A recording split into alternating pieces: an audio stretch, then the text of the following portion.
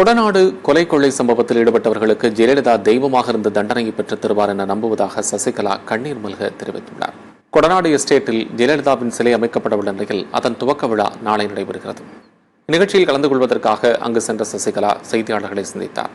அப்போது பேசிய அவர், கொடநாடு கொலை கொள்ளை சம்பவத்தில் உயிரிழந்த தொழிலாளி ஓம் பகதூர் நீண்டகாலமாக எஸ்டேட்டில் பணியாற்றி வந்தார் என்று தெரிவித்தார். மேலும் கொடநாடு கொலை கொள்ளை சம்பவத்தில் ஈடுபட்டவர்களுக்கு ஜெயலலிதா தெய்வமாக இருந்து தண்டனையை பெற்றுத் தருவார் என தான் நம்புவதாகவும் கண்ணீர் மல்க சசிகலா தெரிவித்தார்.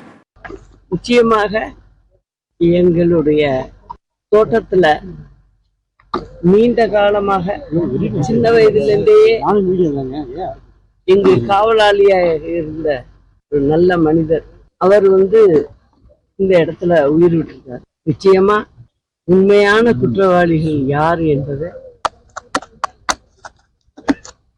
அம்மா தெய்வமாக இருந்து